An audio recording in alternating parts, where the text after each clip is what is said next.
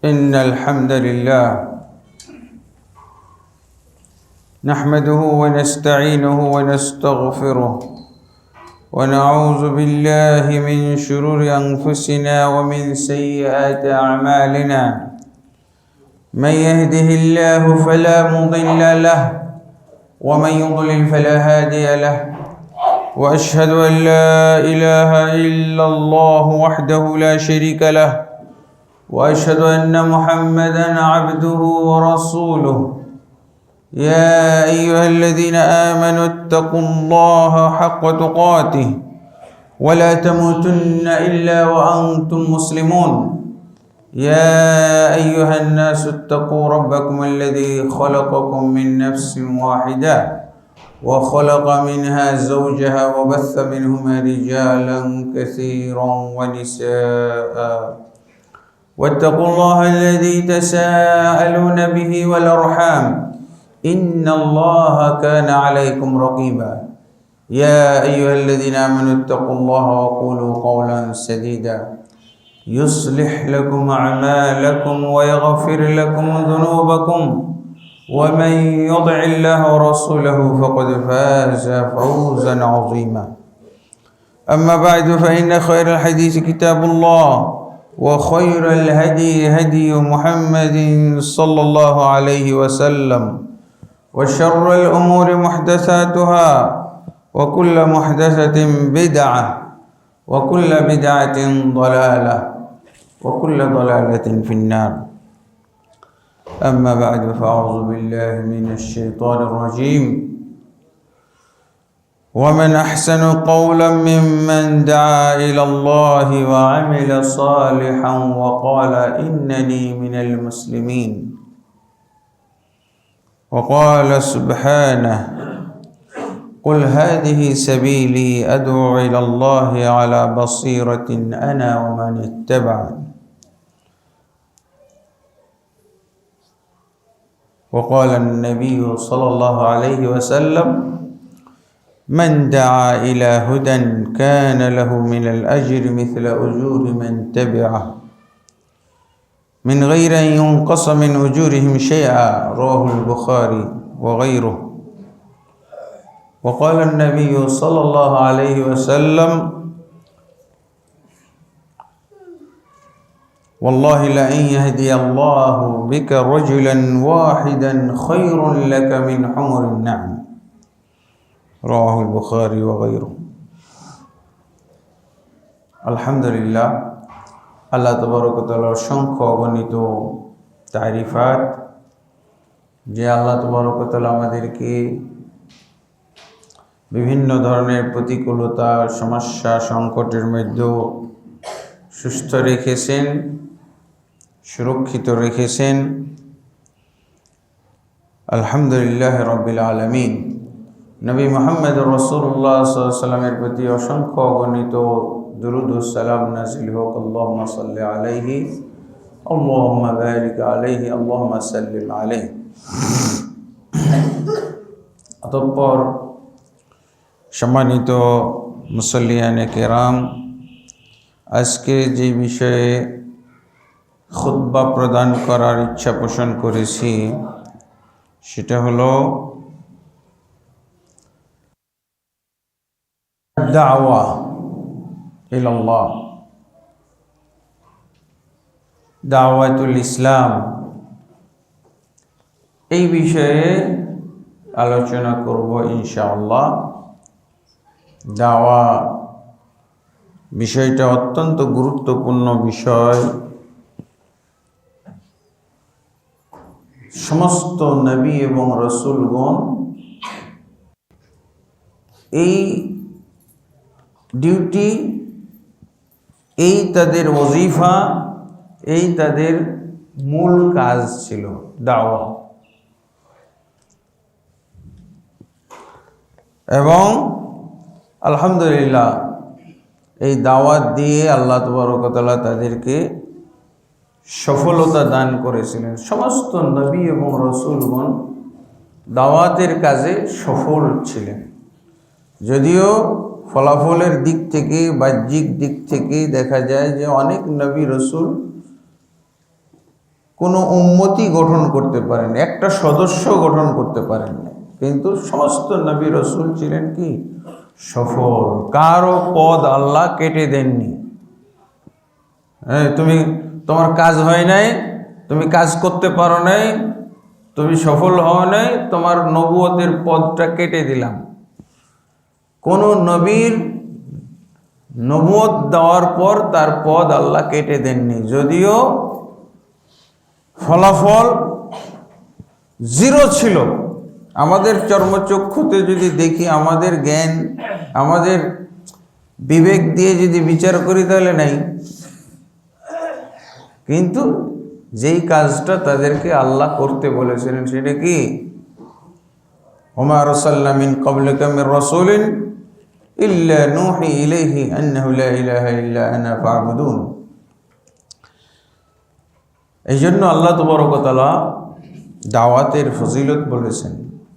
রাসূল সাল্লাল্লাহু আলাইহি ওয়াসাল্লামের দাওয়াতি জীবনটাকে আমরা দুই ভাগে ভাগ করতে পারি। একটা হলো শুধু দাওয়া, আর একটা হলো দাওয়াত ও জিহাদ। দাওয়া প্লাস জিহাদ। অনেক নবী রসুল তাদের জিহাদ করার কোনো সুযোগই ছিল না, উনি তো নবী হিসেবে একাই নবী, একাই উম্মত। মুসলিম শরীফের সেই হাদিসটার দিকে আমি বারবার ইঙ্গিত করতেছি। রাসূলুল্লাহ সাল্লাল্লাহু আলাইহি ওয়াসাল্লাম বলছেন যে কিয়ামতের দিন অনেক নবী রসুল আসবেন।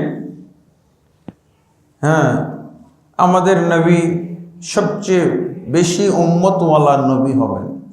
উম্মতের গণনার দিক থেকে, সংখ্যার দিক থেকে আমাদের নবী মুহাম্মদ সাল্লাল্লাহু আলাইহি ওয়াসাল্লাম শ্রেষ্ঠ এবং সবচেয়ে বেশি হবেন।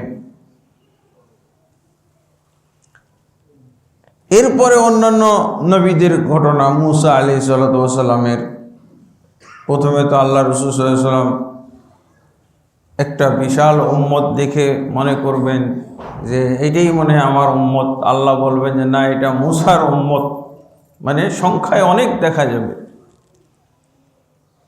কিন্তু শেষমেশ যেটা প্রমাণিত হবে, যেটা দেখা যাবে, সেটা হলো কি আমাদের নবী মুহাম্মদ সাল্লাল্লাহু আলাইহি ওয়াসাল্লামের উম্মত সংখ্যা বেশি।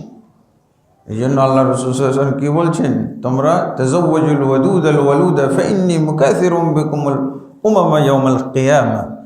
তোমরা ওই সব নারীদেরকে বিবাহ করো যেই নারীরা বেশি বেশি সন্তান প্রসব করে আর বেশি ভালোবাসে, সন্তানকে ভালোবাসে, স্বামীকে বেশি ভালোবাসে, এইরকম নারী তোমরা বিবাহ করো। কারণ বেশি সন্তান হলে আমি কিয়ামতের দিন বিজয়ী হব সংখ্যার দিক থেকে। কিয়ামতের দিন আমরা বিজয়ী হওয়ার চেষ্টা করি। আল্লাহ রাসূল সাল্লাল্লাহু আলাইহি ওয়াসাল্লাম বলছেন যে আমি কিয়ামতের দিন সংখ্যার দিক থেকে সমস্ত নবীদের উম্মতের মধ্যে বেশি হব, প্রাধান্যতা লাভ করব।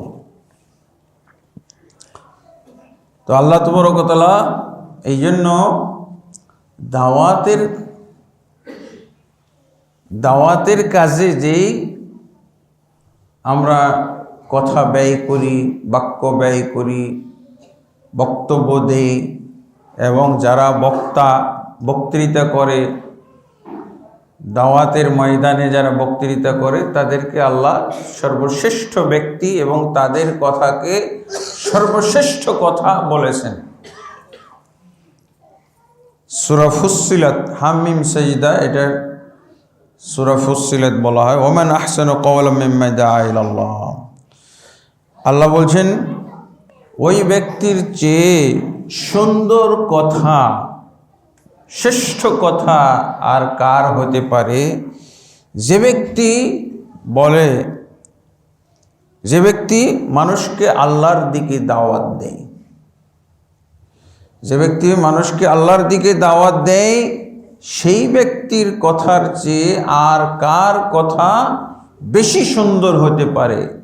তার মানে আর কারো কথাই বেশি সুন্দর হতে পারে না। সে যত দামি লোক, যত পদস্থ লোক, হোক না কেন, তার কথায় সবচেয়ে বেশি দামি। ওয়া আমিলা সালেহা, শুধু দাওয়াত দেয় না, যেদিকে মানুষকে দাওয়াত দেয়, যার দাওয়াত দেয় তার প্রতি সে নিজেও আমল করে। ওয়াকালা ইন্নানি মিনাল মুসলিমিন, এবং বলে নিশ্চয়ই আমি মুসলিমদের অন্তর্ভুক্ত। এটা হলো দাওয়াতের ফজিলতের উপরে একটি আয়াত। তারপরে রাসূলুল্লাহ সাল্লাল্লাহু আলাইহি ওয়াসাল্লাম বলছেন, কুল হাযিহি সাবিলি, হে রাসূল আপনি জানিয়ে দিন, বলুন, হাযিহি সাবিলি, এটাই হলো আমার পথ, পন্থা, আমার রাস্তা। রাসূলের পথ অবলম্বন যদি আমরা করতে চাই, তাহলে এখানে সেইটা পথ দেখানো হলো কি, হে রাসূল আপনি জানিয়ে দেন, বলে দেন, হাযিহি সাবিলি, এটা আমার পথ, এইটাই আমার লাইন, রাস্তা। আদউ ইলাল্লাহ, আমি আল্লাহর দিকে দাওয়াত দিব, দাওয়াত দিচ্ছি, দাওয়াত দেব, বাস এটাই রাসূলের পথ। কিন্তু তারপর কি, আলা বাসিরাতিন, জ্ঞান গরিমার সাথে, দলিলের সাথে, আনা ও মানিত্তাবানি, এটা হলো আমার পথ এবং যে আমাকে অনুসরণ করবে তারও পথ এটাই।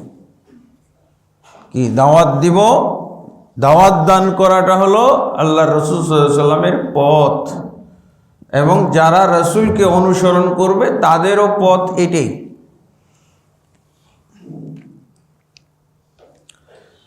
তারপরে রাসূলুল্লাহ সাল্লাল্লাহু আলাইহি ওয়াসাল্লাম বলছেন দাওয়ার ফজিলতের ব্যাপারে, মান দা ইলা হুদান, যে ব্যক্তি কোনো হেদায়েতের দিকে দাওয়াত দিবে।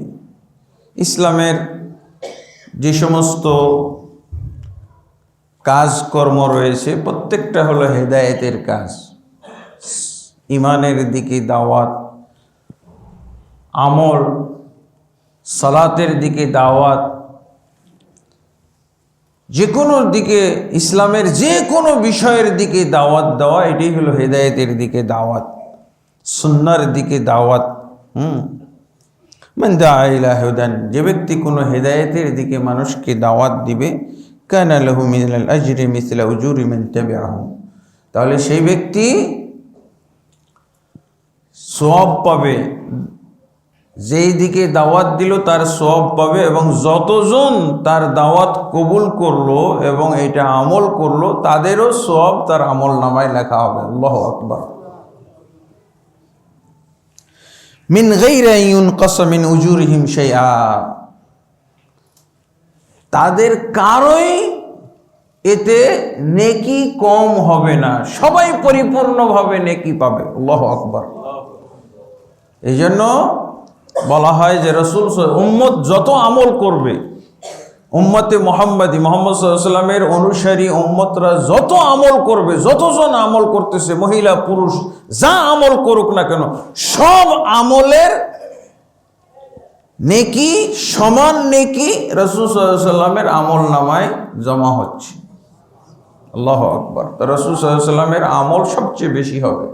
এটা দাওয়াতের আমলটা হলো নেটওয়ার্কিং সিস্টেমে আমল। আপনি একজনকে দাওয়াত দিলেন, সে আপনার দাওয়াত কবুল করে যদি সেই কাজটা করে, আমল করে, তাহলে আপনি তার সওয়াব পাবেন। তার মাধ্যমে আরও যদি 2-4-5 জন আসে, তাদেরও সওয়াব আপনি পাবেন, একটা অংশ, একটা পার্সেন্টেজ আপনি পাইতে থাকবেন। এইভাবে আমাদের নবী মুহাম্মদ রাসূলুল্লাহ সাল্লাল্লাহু আলাইহি ওয়াসাল্লাম কিয়ামত কাল পর্যন্ত যত ঈমানদার, যত মুমিন মুসলিম আসবে, প্রত্যেকের আমলের সওয়াব তিনি পাইতে থাকবেন সমানভাবে। আমলকারী যা পাচ্ছে তার সমপরিমাণ নেকি রাসূল সাল্লাল্লাহু আলাইহি ওয়াসাল্লামের আমল নামায় জমা হচ্ছে। এই জন্য মুহাম্মদ সাল্লাল্লাহু আলাইহি ওয়াসাল্লামের আমলের মতো কারো আমল হবে না, কোশ্চিন কালেও না।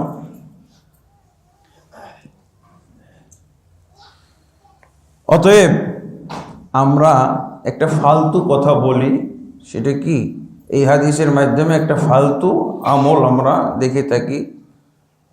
কি, আল্লাহ তুমি আমার বা আমাদের এই সবগুলো নবীর রওজায় পৌঁছে দাও, ফালতু কথাবার্তা। এটা অটো সিস্টেম, নেটওয়ার্কিং সিস্টেম, এটা রাসূল সাল্লাল্লাহু আলাইহি ওয়াসাল্লাম চালু করে গেছেন। রওজা মোবারকে পৌঁছাই দাও। তোমার আমল আদৌ কি পৌঁছানোর উপযুক্ত কি না সেটাও তো দেখতে হবে। বেদাতি আমল পৌঁছবে কেন?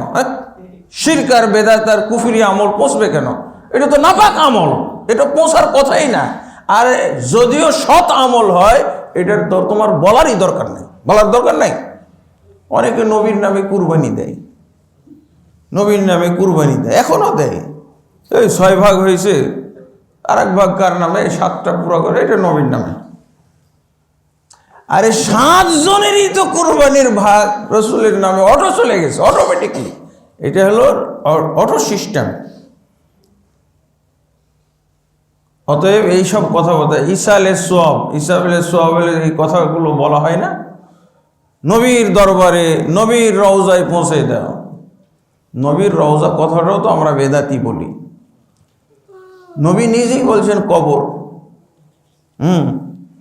আর ওটা হলো তার গুণগত একটা নাম।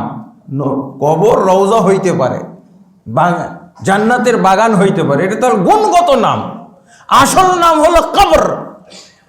আল্লাহুম্মা লা তাজআল কবরি ওয়াসানান ইউবাদ। হে আল্লাহ, তুমি আমার কবরকে হেফাজত করো, আমার কবর যেন দেবতায় রূপান্তরিত না হয়, দেবতায় পরিণত না হয়। হয়ে গেছে না আমাদের বাংলাদেশের যেসব কবরগুলোর নাম কবর আছে সেগুলো হয়তো মাহফুজ আছে, কিন্তু যেসব কবরগুলোর নাম পড়ে গেছে মাজার, এগুলো তো সবই দেবতায় পরিণত হয়েছে। ওরা মাজার শব্দ জিয়ারা থেকে বলে, আর বলে জায়েজ আছে। কবর যেগুলো কবর অবস্থায় আছে, হ্যাঁ, তারা যখন মদিনার মাকবারাতুল বাকিতে যায় তখনও কিন্তু ওগুলোকে কবর বলে, একটাকে মাজার বলে না, সব এগুলো কবর। কিন্তু শাহজালালটা হয়ে গেল মাজার, মাজার শরীফ, নাকি গোলাপসারটা হয়ে গেছে মাজার। এই জন্য মাজার শব্দটাকে কলুষিত, জিয়ারা শব্দের অর্থ তো হলো পরিদর্শন করা, পরিদর্শনযোগ্য স্থান, ব্যক্তি, যাই হোক, কিন্তু সেই অবস্থায় তো রাখে নাই। শিরকের আড্ডাখানা, মাজার মানেই শিরকের আড্ডাখানা, ওটাকে কবর রাখেই নাই তারা শিরকের। অথচ জিয়ারত বলে, জিয়ারত শব্দ তো খারাপ না, খারাপ তো না, কিন্তু তোমরা কি ভালো রাখছো? ওই শব্দটাকে তো শিরক মাখায়া একেবারে ধ্বংস করে ফেলেছো। আমাদের সমাজে নূর শব্দটাকেও শিরক মাখায় ফেলছে। নূর কত সুন্দর শব্দ, অথচ এই নূর শব্দটা এখন বেদাতি শব্দ বোঝায়। হ্যাঁ, তো যাক, আলহামদুলিল্লাহ। তো রাসূলুল্লাহ সাল্লাল্লাহু আলাইহি সাল্লাম দাওয়াতের এইভাবে ফজিলত বললেন। দাওয়াতটা হলো নেটওয়ার্কিং সিস্টেমে সব লাভ করার একটা ব্যবস্থা, পন্থা। তারপরে রাসূলুল্লাহ সাল্লাল্লাহু আলাইহি সাল্লাম দাওয়াত আপনি কতজনকে দিলে সফল হবেন, এরকম একটা টার্গেটও বেঁধে দিয়েছেন।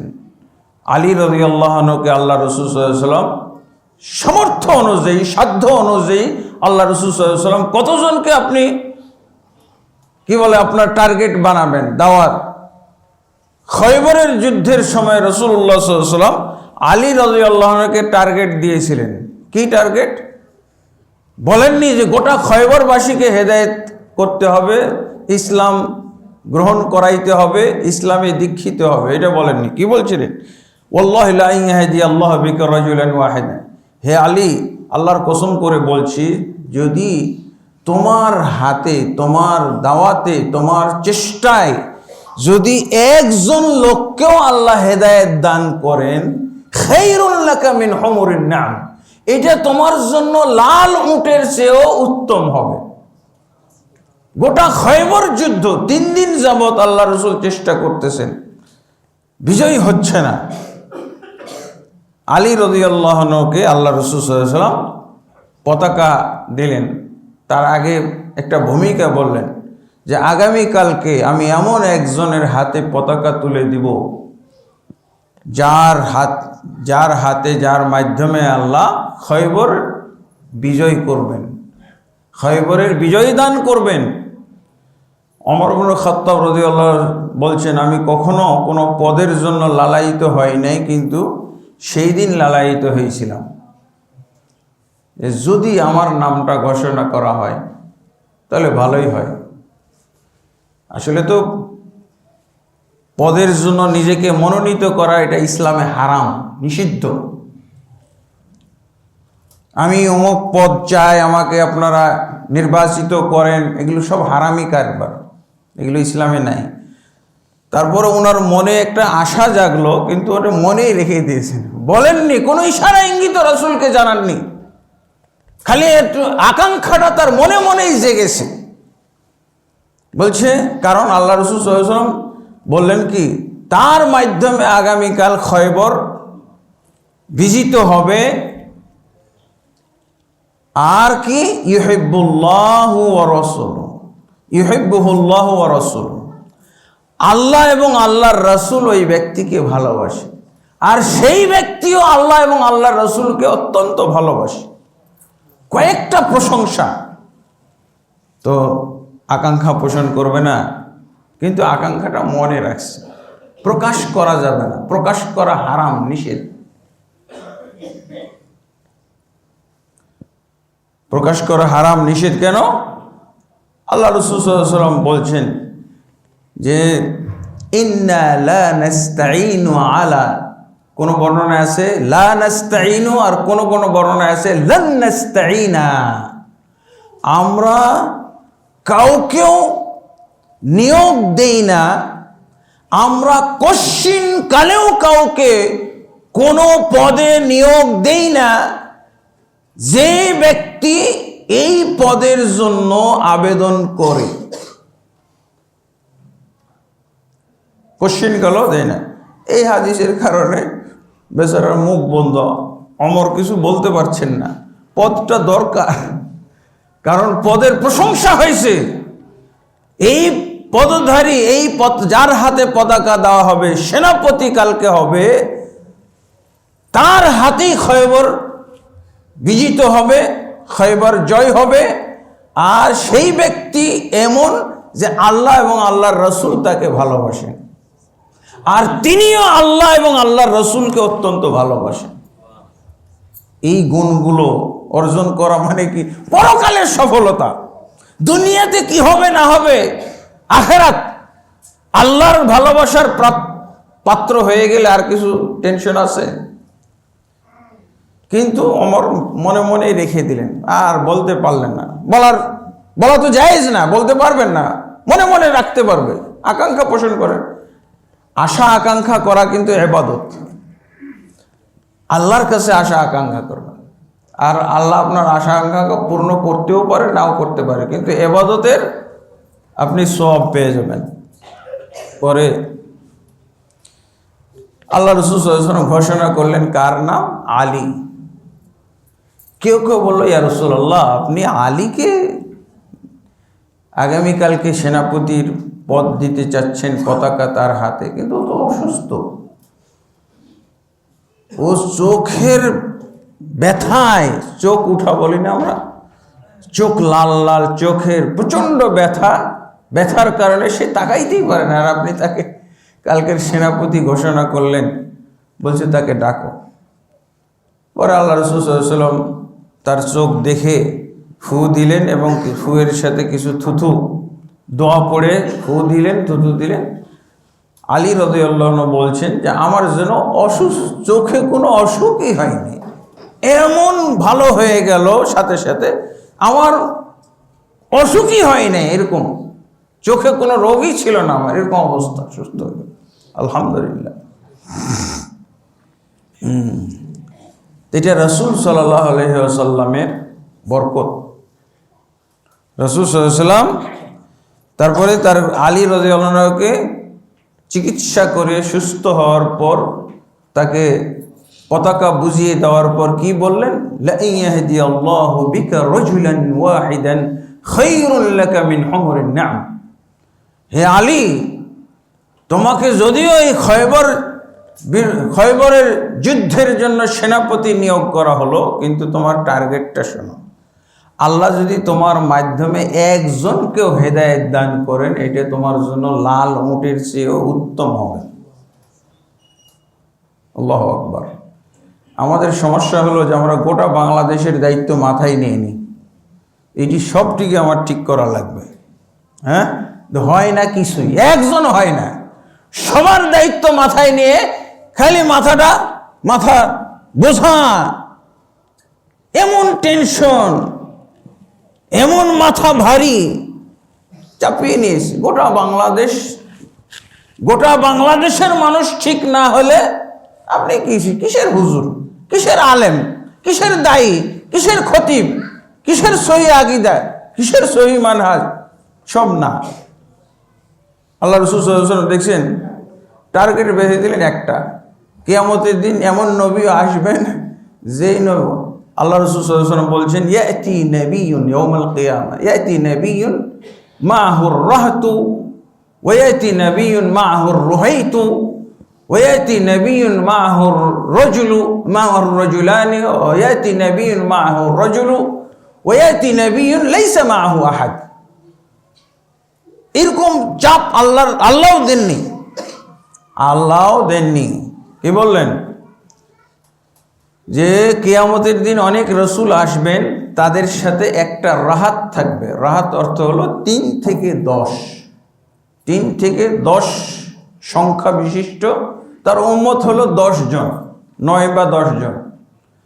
এমন নবীও আসবে যার উম্মত হবো রুহাইতুন অর্থ হলো 3 হয়তো। তারপরে এমন নবী আসবে যার সাথে 2 জন মাত্র উম্মত, স্ত্রী আর তার সন্তান, বড় সন্তানটা হইলেই তো 2 জন হয়ে যায়, তাই না? তারপর ওয়ায়াতি নবিয়ুন ওয়া মা'হুর রাজুল, এমন নবীও আসবে তার উম্মতে 1 জন। হ্যাঁ, তারপর ওয়ায়াতি নবিয়ুন, এমন নবীও আসবে কিয়ামতের দিন লাইসা মা'হু আহাদ, তার সাথে একজন উম্মত নাই। আপনারা তো জানেন তো বানু ইসরাইলের কত খাচ্চর উম্মত ছিল, কত বদ উম্মত ছিল, বদমাইশ উম্মত। তারা নবীও হত্যা করে ফেলত সকাল বিকাল। এই যে আমরা স্লোগানে মানে একটা ধরো আর জবাই করো, এরকম করতো ওরা নবীদেরকে নিয়ে। হ্যাঁ,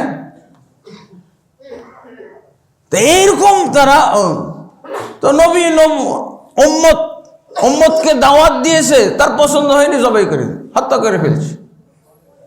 তাফসীরের কিতাবে লেখে একদিনে তারা 40,000 নবীও হত্যা করেছে। সেই যুগের নবী তো ছিল আমাদের দেশের আলেম ওলামাদের মতো অনেক নবী।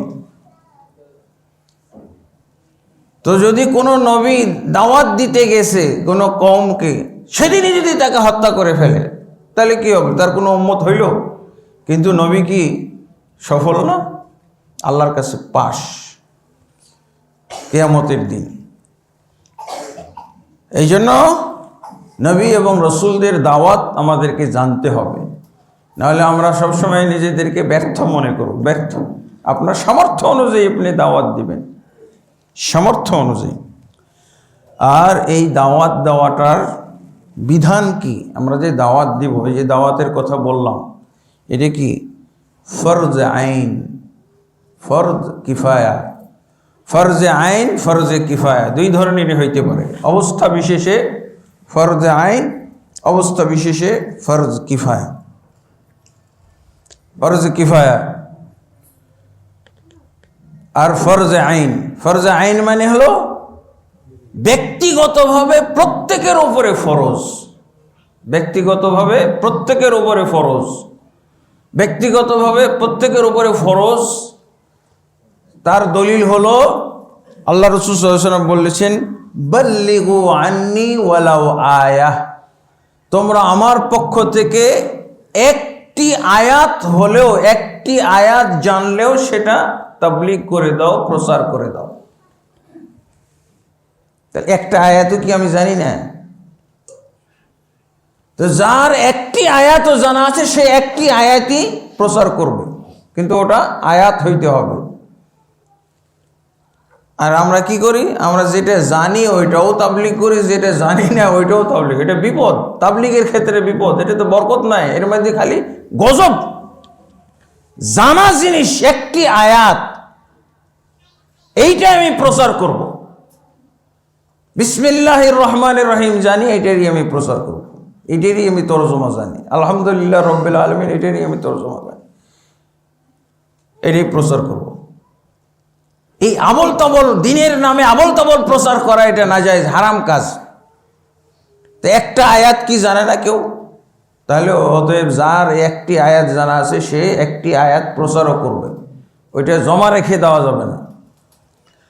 আর ব্যাপক দাওয়াত, ইসলামের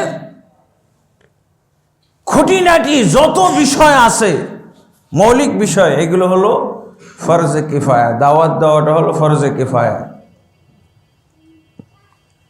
তো এইটা হলো ফরজ কিফায়া। এই মসজিদের মধ্যে এতগুলো মানুষ, সবাই কি এই ইসলামের গুমর, ইসলামের ডিটেলস বিষয় বলাটা ফরজ? খতিবের উপরে ফরজ, খতিব ফরজ কাজ করতেছে। যিনি আলেম, ইসলামের ডিটেলস জানেন, তার উপরে ডিটেলস বর্ণনা করা হলো ফরজ। ইসলামের ডিটেলস বর্ণনা করা ফরজ, সবার উপরে না, কারণ সবাই জানে না। যতটুক জানে অতটুক ফরজে আইন, সবাইকে দাওয়াত দিতে হবে। তাহলে কেউ বাদ পড়ার কথা? কেউ তো বাদ পড়ার কথা না ফরজে আইন হইলে। এই ব্যাপারে অনেকগুলো আয়াত দলিল হইতে পারে। সূরা নাহালের 125 নম্বর আয়াত, উদউ ইলা সাবিলি রব্বিকা বিল হিকমাতি ওয়াল মাউইজাতিল হাসানা ওয়াজাদিলহুম বিল্লাতি হিয়া আহসান। তুমি দাওয়াত দাও তোমার রবের দিকে, রবের রাস্তার দিকে দাওয়াত দাও, বিল হিকমা, হিকমতের সাথে, এবং সৎ উপদেশের সাথে, এবং তাদের সাথে তর্ক করো উত্তম পন্থায়, উত্তমভাবে। তাহলে এটা এক বচন, উদউ ইলা সাবিলি রব্বিকা। তুমি উদউ হলে বহু বচন, আর এটাকে উদউ, তুমি দাওয়াত দাও একজন। তারপরে যদি আমি মনে করি যে দাওয়াত দিব না, আমার দাওয়াত দেওয়ার দরকার কি? এটা হুজুরদের কারবার, মাদ্রাসায় লেখাপড়া করছে, এটা তাদের কারবার, আমি কেন দাওয়াত দেব? দাওয়াত দেওয়াটা হলো ওয়াজিব, সামর্থ্য অনুযায়ী, জ্ঞান অনুযায়ী। যদি আপনি দাওয়াত না দেন তাহলে আপনার সম্পর্কে আল্লাহ তাবারক ওয়া তাআলা কঠিন হুঁশিয়ারি উচ্চারণ করেছেন। সূরা কাসাসের 87 নম্বর আয়াত কি বলছেন? ওয়াদউ ইলা রাব্বিকা ওয়ালা তাকুনান্না মিনাল মুশরিকিন। তুমি তোমার রবের দিকে দাওয়াত দাও, খবরদার মুশরিকদের অন্তর্ভুক্ত হয়ে যাও না। দাওয়াত আপনাকে দিতেই হবে, যদি আপনি দাওয়াত না দেন তাহলে মুশরিকদের অন্তর্ভুক্ত। আল্লাহ বলছেন দাওয়াত না দিয়ে তুমি মুশরিকদের অন্তর্ভুক্ত হয়ে যাও না। তা আমরা যদি মুসলিম থাকতে চাই তাহলে দাওয়াতি কাজ করতে হবে। খালি নিজেই ইসলামের মধ্যে আসি, নিজে ইসলাম চর্চা করি, নিজে ইসলাম মানি, আর কাউকে আমি কিছু বলছি না, এটা হলো মুশরিকদের আচরণ। এটা এই লাইন দিয়েও মুশরিক হইতে পারে। যেমন সালাত ত্যাগ করার মাধ্যমে মুশরিক হওয়ার কথা আছে না? যাকাত ত্যাগ করার মাধ্যমে মুশরিক হওয়ার কথা আছে না? আসলে তো দুইটা অবস্থা, হয় আপনি ইসলামের মধ্যে থাকবেন, আর না হয় শিরক ও কুফরির মধ্যে থাকবেন। মাঝখানে তো কোনো স্টেশন নাই, মাঝখানে কিছু আছে? হয় ইসলামের সাথে থাকবেন, আর না হয় আপনি শিরক এবং কুফরির সাথে থাকবেন। দুইটা তো অবস্থা, তৃতীয় কোনো অবস্থা আছে নাকি? নিউট্রাল থাকার কোনো উপায় নাই। অবশ্যই দুই অবস্থার যে কোনো অবস্থায়, হয় আপনি ইসলামের মধ্যে থাকবেন, আপনি যদি মনে করেন যে না আমি নিউট্রাল থাকবো, না, আপনাকে নিউট্রাল ধরা হয় না, আপনাকে মুশরিকদের কাতারে ফেলে দেওয়া হয়েছে। আল্লাহ রাসূল সাল্লাল্লাহু আলাইহি ওয়াসাল্লাম কি বলছেন? বাইনাল আবদি ওয়াল কুফরি ওয়াশ শিরকি তারকুস সালাহ। আল্লাহর বান্দা এবং কাফের মুশরিকের মধ্যে পার্থক্য হলো সালাত ত্যাগ করা। এটা তো এক প্রকার হাদিস, 9 প্রকার হাদিস আছে সালাত ত্যাগকারী কাফের মুশরিক। আর মক্কা মদিনাতে গেলে এই ফতোয়াই পাবেন, কিন্তু বাংলাদেশে এই ফতোয়া নাই, বিরল। এই ফতোয়া শোনার জন্য এই যে আসুন্নাহ কমপ্লেক্সে আসতে হবে। এই জন্য দেখবেন অনেক ভালো ভালো মুসলমান কিন্তু সালাত পড়ে না। অনেক আমি যেহেতু সালাত ত্যাগকারীদের ব্যাপারে বলা যায় বিশেষজ্ঞ, আমার বইও আছে, সালাত ত্যাগকারীর বিধান বই আছে। সর্বপ্রথম বাংলাদেশে সালাত ত্যাগকারী বিধান বই, এটা আমি অনুবাদ করেছি এবং প্রচার হয়। এই জন্য আমার কাছে অনেক খবর আছে। খতিব বেনামাজি বাংলাদেশে, ইমাম বেনামাজি পাওয়া গেছে বাংলাদেশে, বক্তা, বড় বড় বক্তা আমার কাছে, আপনি নোট নিয়ে নেবেন, বড় বড় বক্তা যাদের ওয়াজে লক্ষ লক্ষ মানুষ হয়, আমাদের ওয়াজে এত লোক হয় না, বেনামাজি। আপনাদের আর যারা বেনামাজি নয়, নামাজি আলেম, নামাজি মুফতি, নামাজি পীর, নামাজি মুর্শিদ, তারা ব্যক্তিগতভাবে নামাজি হলেও বেনামাজি তৈরি করেন। শতকরা বললে ভুল হবে, 1999 জন আলেম বাংলাদেশে বেনামাজি তৈরি করে। কিভাবে তৈরি করে? আমি যদি বলে দিই যে নামাজ না পড়লেও মুসলমান, আপনি এটাই বেনামাজি তৈরি করার ফতোয়া। বেনামাজি তৈরি করা, নামাজ না পড়লে কাফের, এটা হলো নামাজি তৈরিকারী আলেম। আর যদি বলে যে নামাজ না পড়লেও মুসলমান, সে আমার মুসলিম ভাই, সে আমার মুসলিম বোন, এই হুজুর জানবেন এই বেনামাজি তৈরিকারী হুজুর। যদিও সে ব্যক্তিগতভাবে তাহাজ্জুদ গুজার, যদিও সে ব্যক্তিগতভাবে 5 ওয়াক্ত নামাজি তাহাজ্জুদ পড়ে, কিন্তু বেনামাজি গঠনকারী। আমাদের বাংলাদেশে এমনি 98% বেনামাজি হলো। নামাজ হলো ইসলামের খুঁটি। আপনি যদি ইসলাম কায়েম করতে চান, আগে খুঁটিগুলো বানান, খুঁটিগুলো বানার কাজ শুরু করে দেন। আর এই বেনামাজি হুজুরগুলোকে হেদায়েত করতে হবে। জনগণকে কি হেদায়েত করব? আগে বেনামাজি হুজুরগুলোকে হেদায়েত করতে হবে। তুমি শিখো নামাজ না পড়লে কি হয় এই বিষয়ে বইটা পড়ো। তুমি কয়জন পড়েছে বলেন? লাখে একজন পড়েছে কিনা আমি জানি না, এই বই পড়েছে কিনা। আপনি পড়েছেন? আমি একজনের নাম ঘোষণা করেই বলি, আপনারা জানেন এই নামটা গত সরকারের আমলে উচ্চারণ করা যাইত না, হ্যাঁ, বিপদ ছিল। তারপরও হয়তো কখনো বলেছে। আবুল কালাম আজাদ সাহেব, চিনেন তো? এনটিভিতে প্রশ্নোত্তর দিতেন। প্রশ্নোত্তর বাংলাদেশের মধ্যে একজন বড় আলেম না, বাছাইকৃত আলেম। আমার এই বইটা তার হাতে যাওয়ার পর উনি বলছেন, আমি এতদিনে জানলাম বেনামাজির ব্যাপারে, এখন সাহসী ছিল না যে এই ফতোয়া দিব। আপনার এই বইটা পড়ার পর এখন আমার মনোবল তৈরি হয়েছে, আমি এখন এই ফতোয়া দিতে পারছি। এই বই আমি এনটিভিতে প্রচার করব যদি আপনার কাছে 1 লক্ষ কপি থাকে। উনি আমাকে বলছে ভাই এত নাই, 10,000 হইতে পারে। 10,000-এর মধ্যে একজন ভাই 10,000 বই কিনে নিছে, বলছে আমি এগুলো বিতরণ করব। ওই যে নেটওয়ার্ক সিস্টেমে নামাজের নেকি নেওয়ার জন্য নামাজি তৈরি করা। আলহামদুলিল্লাহ, খুঁটি লাগবে ভাই। আপনি যদি ইসলাম কায়েমের চিন্তাটা মাথায় আসে, তাহলে প্রথমে আপনার খুঁটির চিন্তাটা করা দরকার। খালি ওয়াজেই খুঁটি করবেন তা না, এটা বাস্তবায়ন করতে হবে। আলহামদুলিল্লাহ, আমি আমার গ্রামের মণ্ডল বানাই দিল হঠাৎ করে। আমি তাদেরকে ঐক্যের দাওয়াত দিলাম যে তোমরা একটা গ্রামের মানুষ 3 জামাত কেন? এগুলো হয়তো প্রত্যেক গ্রামে আছে, এই সংস্কৃতি বিভক্তি গ্রামে। তো তোমরা একই গ্রামের মানুষ 3 দল কেন, 3 জামাত, 3 মণ্ডল কেন? তো বলছে যে আমরা এমন কোনো ব্যক্তি পাই না যার আন্ডারে আমরা ঐক্যবদ্ধ হব, যাকে সবাই আমরা মেনে নিতে পারবো। তো আপনি যদি মণ্ডল হন তাহলে আমাদের আপত্তি নাই, আমরা 3 দল ভেঙে আপনার নেতৃত্বে এক হয়ে যাব। তখন দেখলাম যে আমি তো কল্পনাই করিনি, আমি দাওয়াত দিয়েছি তাদেরকে ঐক্যবদ্ধ হোক, কমপক্ষে একটা গ্রামের মানুষ ঐক্যবদ্ধ হোক। দেখতে খারাপ লাগে, ওই জামাতের লোকদের বিবাহ হচ্ছে, আর দুই জামাতের লোককে তারা দাওয়াত দিচ্ছে না, গোশভাত খাচ্ছে, কত অনুষ্ঠান হচ্ছে, বাকি দুই জামাতের কাউকেও দাওয়াত দিচ্ছে না। তাদের মধ্যে ছোট বাচ্চা টাচ্চা আছে, জানতেছে, দেখতেছে, দৃষ্টিকটু আর অমানবিক দেখা যায়, অমানবিক মনে হয়। জাকাতুল ফিতরি নিয়েও, কুরবানির গোশত নিয়েও লাগে, এইসব নিয়ে মানে আমাকে দেখতে খারাপ লাগল। পরে আমি দাওয়াত দিলাম, এই 3 মণ্ডলকে ডেকে আমি দাওয়াত দিলাম, বলছে ভাই আমরা এরকম লোককে পাচ্ছি না যাকে আমরা সবাই মেনে নেব, আপনি যদি হন তাহলে। আমি কল্পনাই করতে পারি নাই যে এরকম একটা প্রস্তাব আসবে। কিন্তু দেখলাম যে সবাই যখন রাজি যে আমার নেতৃত্বে ঐক্যবদ্ধ হবে, তো আলহামদুলিল্লাহ, তো আমিও রাজি হয়ে গেলাম। রাজি হয়ে আমি দিন কায়েম করে ফেললাম।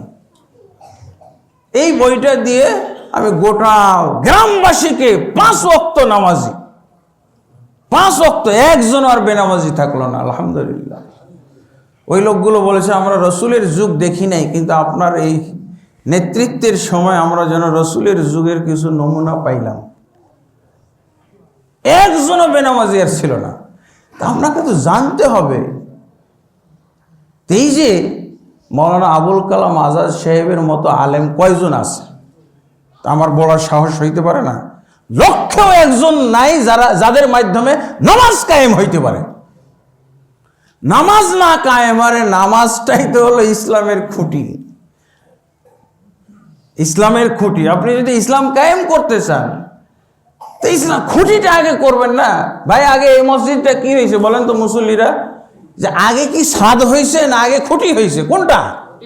এই যে ভাই, এইটা বোঝার জন্য এত জ্ঞান, এত বিজ্ঞান, এত পণ্ডিত, এত মহাপণ্ডিত, এত পিএইচডি ডাক্তার, এত ডাক্তার, এত প্রফেসর লাগে নাকি? সহজ কথা, মামুলি কথা, এটা বোধগম্য কথা। আলহামদুলিল্লাহ।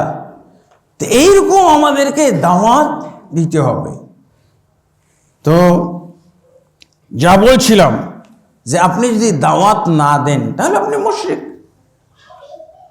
এই যে দাওয়াতের যে জজবাটা, দাওয়াত দেওয়ার যে প্রবণতা, এটাকে প্রবণতা বলবো, আগ্রহ, উদ্দীপনা, এইটা আমাদের তাবলিগ জামাতের ভাইদের মধ্যে দেখা যায়। এইটা যদি আমরা সবাই নিতে পারতাম, তাবলিগ জামাতের ভাইরা যেভাবে টঙ্গীতে এত লোক জমা করছে, কেমনে টঙ্গীতে এত লোক জমা করেছে কিভাবে? হ্যাঁ, দাওয়াত। এইভাবে আমাদেরকে দাওয়াতের যে ইয়েটা, তাদের যে আন্তরিকতা। একটা রিক্সায় উঠেছে, রিক্সাওয়ালাকে খবর নিয়ে আমি, ভাই আপনার নাম কি, ছেলে মেয়ে কি, নামাজটা কি পড়েন? হয়ে গেল। আপনি এটা করতে পারেন না? এই লোক সম্পর্কে তো আপনি জিজ্ঞাসিত হবেন কিয়ামতের দিন। আল্লাহ, এই লোক আমার রিক্সায় উঠছিল, আমাকে জানাই নাই। এই লোক আমার দোকান থেকে সদাই খাইতো, এই লোক আমার মিষ্টির দোকান থেকে মিষ্টি নিয়েছে, আমি হিন্দু মানুষ, আমাকে কোনোদিনই ইসলামের দাওয়াত দেয় নাই, আমি একজন বেনামাজি মানুষ, তার সাথে আমার কত চলাফেরা ছিল, একজন আমাকে সালাতের দাওয়াত দেয় নাই, আমাকে মুসল্লি হওয়ার দাওয়াত দেয় নাই। কি করবেন আপনি? কি জন্য? এটা আল্লাহর জন্য দাওয়াত। যদি আপনি আল্লাহর জন্য দাওয়াত দিয়ে থাকেন, আপনার এরকম প্রবণতা থাকতে হবে, দাওয়াতি প্রবণতা আপনার মধ্যে আসতে হবে, আনতে হবে।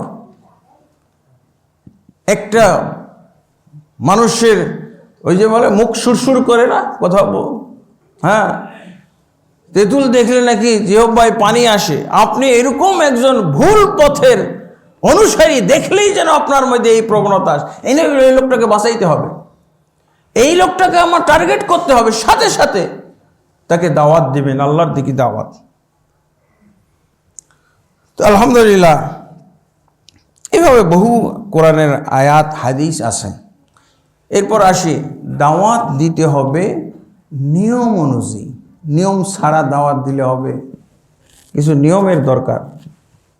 আমাদের দেশে যে নিয়ম, কোনো নিয়ম ছাড়াই আমরা দাওয়াত দিই। নিয়মগুলো জানতে হবে। নিয়ম, মদিনা ইউনিভার্সিটিতে দাওয়া একটা সাবজেক্ট পড়ানো হয়, সেখানে দাওয়াতের নিয়ম শেখানো হয়। নিয়ম শিখাইলে আপনি সফল কাম হবেন আলহামদুলিল্লাহ।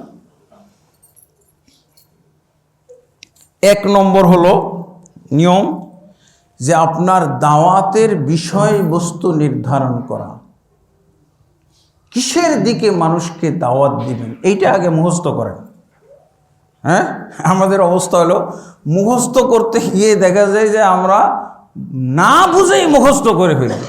আমার এক বন্ধু উদাহরণ দিতেছে, আমার এক না বুঝে মুখস্থ করার ফলাফল উনি বলছেন যে আমি ছোটকালে আমার সহপাঠীর সাথে বই পড়তাম আগামীকালকের সবক দেওয়ার জন্য স্কুলে। তো কি বলছে, ঢাকা বাংলাদেশের রাজধানী, ঢাকা বাংলাদেশের রাজধানী, ঢাকা বাংলাদেশের মুখস্থ করেই যাচ্ছে। ওকে জিজ্ঞেস করলাম, এই বাংলাদেশের রাজধানী কোনটা? আর বলতে পারে না, এতক্ষণ বলেই যাচ্ছে, বলে যে ঢাকা বাংলাদেশের রাজধানী, ঢাকা বাংলাদেশের রাজধানী, ঢাকা বাংলাদেশের রাজধানী। ওকে আবার জিজ্ঞেস, এই বাংলাদেশের রাজধানী কোন, নাম কি? আর বলতে পারে না। এরকম মুখস্থ করলে তো হবে না, বুঝে মুখস্থ করতে হবে, তাহলে কাজ হবে। এভাবে মুখস্থ করলে কোনো লাভ নাই। তাহলে মৌজু দাওয়া, দাওয়াতের বিষয়বস্তু, কোন দিকে মানুষকে দাওয়াত দিব এইটা জানতে হবে। এইটা মানুষ অনেক সময় ভুলে যায়, এটা তার মনে নাই। এই নানান জিনিস, ইসলামের নাম দিয়ে নানান জিনিসের দাওয়াত দিতে গিয়ে দেখা যায় আসলটাই ভুলে গেছে। কিসের? তাহলে এইটার ব্যাপার আছে। 1 নম্বরে যেই দিকে দাওয়াত, দাওয়াতের যে বিষয়বস্তু, কোন দিকে দাওয়াত দিব, মৌজু দাওয়া, সাবজেক্ট, দাওয়াতের সাবজেক্টটা কি হবে, সাবজেক্ট নির্ধারণ করতে হবে। সেটা হলো ইসলাম। ইসলাম বলতে পারেন, ইলাল্লাহ বলতে পারেন, আল্লাহর দিকে দাওয়াত, ইসলামের দিকে দাওয়াত, দ্বীনের দিকে দাওয়াত, হেদায়েতের দিকে দাওয়াত, ইবাদতের দিকে দাওয়াত। এগুলো আপনি যখনই দাওয়াত দিচ্ছেন একটা মানুষকে, তার বাড়িতে গেলেন দাওয়াত দিতে, তখন আপনার সূত্র টানতে হবে। ওর বাড়িতে আসলাম দাওয়াত দিতে, কিসের দাওয়াত দেব, কিসের দাওয়াত দেব, কিসের দাওয়াত, কিসের দাওয়াত? ভোটের দাওয়াত। কিরে ভাই, গেলাম ইসলামের দাওয়াত দিতে, গিয়ে ভোটের দাওয়াত দিয়ে ফেললাম। এই যে লক্ষ্যভ্রষ্ট, বিষয়বস্তু থেকে আমি বিচ্যুত হয়ে গেলাম। হ্যাঁ, কিসের দাওয়াত দেব, কিসের দাওয়াত দেব? আমাদের দলের দিকে আসেন না। আমাদের দল হলো সবচেয়ে খাঁটি দল, দলে ঢুকলেই জান্নাত। করে ভাই, আমি ইসলামের দাওয়াত দিব বলছিলাম, কিন্তু কি এগুলো বের হচ্ছে আমার মুখ দিয়ে? আচ্ছা বলেন তো, ভুল ক্রমেও কোনো নবী রসুল, কোনো আলেম ওলামা, হক্কানি আলেম ওলামাদের এরকম লক্ষ্যভ্রষ্ট হয়েছে? এটা লক্ষ্য নির্ধারণ করতে হবে, কিসের দিকে দাওয়াত দিব। কোনোভাবেই যেন অন্য কোনো শব্দ আমার দিক দিয়ে আমার বের না হয়। এটা আমি যেভাবে ভোটের দাওয়াতটা দেখি, এইভাবে ইসলামের দাওয়াত হইতো। মুসআব বিন উমাইর রাদিয়াল্লাহু আনহু কোরআন নিয়ে বাড়িতে বাড়িতে গেছেন, কোরআনের সবক, কোরআনের তরজমা তাফসীর বোঝানোর জন্য বাড়িতে বাড়িতে গেছেন। রাসূলুল্লাহ সাল্লাল্লাহু আলাইহি ওয়াসাল্লামের পদ্ধতি এটা, দাওয়াত ও জিহাদ, দাওয়াত ও জিহাদ। দাওয়াত ও জিহাদের মাধ্যমে এমনভাবে ইসলাম আসবে যে আপনি কল্পনাও করতে পারেন না। দাওয়াত ও জিহাদের মাধ্যমে এমনভাবে ইসলাম আসবে যে আপনি কল্পনাই করতে পারেন না, ওর কল্পনাতীতভাবে ইসলাম আসবে। দাওয়াত ও জিহাদ দুইটা শব্দ মুখস্থ করবে, কিন্তু নিয়ম বললাম, নিয়ম কোনোভাবেই অন্য কিছু আমি বলবো না। এই যে দাওয়াতের যে বিষয় আমি নির্ধারণ করলাম, এই বিষয়ের মধ্যে আমি থাকব। এতগুলো ব্যাখ্যা আমরা হয়তো আজকে করতে পারবো না, শুধু পয়েন্ট আউট করে আজকের খুতবা শেষ করবো ইনশাআল্লাহ।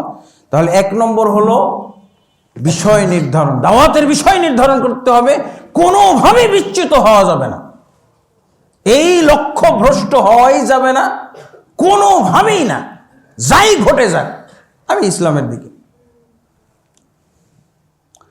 তারপরে 2 নম্বর, এগুলোকে রুকন বলতে পারেন, দাওয়াতের রুকন, যেমন আমাদের সালাতের রুকন আছে না, এতগুলো। তারপরে দায়ী, দায়ী ইলাল্লাহ। দ্বিতীয় নিয়ম হলো অবশ্যই দায়ী, দাওয়াতের জন্য উপযুক্ত দায়ী নির্ধারণ করতে হবে। ব্যক্তি পর্যায়ে এটা ভিন্ন কথা, এটা তো তাও একটু বললাম যে অবশ্যই আয়াত হতে হবে, এই ফজিলত দিয়ে হবে না কাম। আয়াত দিয়ে হাদিস দিয়ে আপনি দাওয়াত দিবেন, রাসূল সাল্লাল্লাহু আলাইহি ওয়াসাল্লাম বলছেন। এই জন্য দায়ীর কিছু গুণাবলী লাগবে, গুণাবলী সম্পন্ন দায়ী হইতে হবে, তবে দাওয়াতের থেকে সুফল আসবে। 3 নম্বর হলো মাদউ, যাকে দাওয়াত দিব তারা কারা? বিভিন্ন শ্রেণীর হইতে পারে, কাফের হইতে পারে, মুনাফিক হইতে পারে, সে গুনাহগার ব্যক্তি হইতে পারে, সে বিভিন্ন বাতিল দলের হইতে পারে, সে বিভিন্ন শ্রেণীর হইতে পারে। এই ধরনের প্রত্যেক শ্রেণীর জন্য আলাদা আলাদা আমাকে প্রসেস গ্রহণ করতে হবে, নিয়ম কানুন আমাকে জানতে হবে, বাস্তবায়ন করতে হবে। তাহলে দাওয়াতের বিষয় লক্ষ্য, আর দায়ী, উপযুক্ত দায়ী, তারপরে মাদউ, যাকে দাওয়াত দিব তাদের শ্রেণী বিন্যাস আমার জানতে হবে। 4 নম্বর হলো দাওয়াত দেওয়ার নিয়ম, দাওয়াত দেওয়ার পদ্ধতি, নিয়ম পদ্ধতি, নিয়ম নীতিমালা আমাকে জানতে হবে। এগুলো প্রত্যেকটা একটা করে খুতবা দেওয়া দরকার, তাহলে দেখবেন প্রত্যেকটা থেকে কিভাবে সুফল আসতেছে, সুন্দর ফলাফল আসবে। আল্লাহ তাবারক ওয়া তাআলা আমাদের সবাইকে ইসলামের দিকে দাওয়াত দেওয়ার জন্য দায়ী হওয়ার, ইসলামের সৈনিক হওয়ার আল্লাহ তৌফিক দান করুন। আল্লাহুম্মা আমিন। আস্তাগফিরুল্লাহ লি ওয়া লাকুম ওয়া লিসাইরিল মুসলিমিন ফাস্তাগফিরুহু ইন্নাহু হুর রহিম।